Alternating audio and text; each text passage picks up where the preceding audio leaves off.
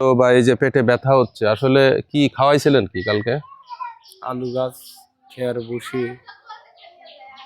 আলু গাছ, খ্যাড়, ভুসি এইগুলো তাই না? অন্যান্য যেসব খাবার খাওয়ান, এটা তো আপনার পালের গরু তাই না? জি। আচ্ছা। তো এই আলুর গাছ বা আলু এটা কি আগে খাওয়াইতেন না?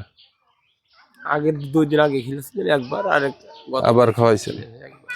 আপনার যে এখানে সমস্যাটা হয়েছে আসলে এই আলুর গাছ খাওয়ানোটাই মেইন সমস্যা, বা আলু খাওয়ানো। আমরা মাঝে মাঝেই দেখি যখন আসলে এই যে আলুর দাম কমে যায়, মানুষ গরুকে এটা খাওয়ানো শুরু করে দেয়। তো আসলে এটা হচ্ছে গরুর কোনো আসলে খাবার না। আমরা আগে যেমন ভাত বা খুদের ভাত খাওয়াইতে নিষেধ করতাম, সেম জিনিসটাই হচ্ছে, একই জাতীয় খাবার হচ্ছে এই আলু গাছ, একই জিনিস, কার্বোহাইড্রেট।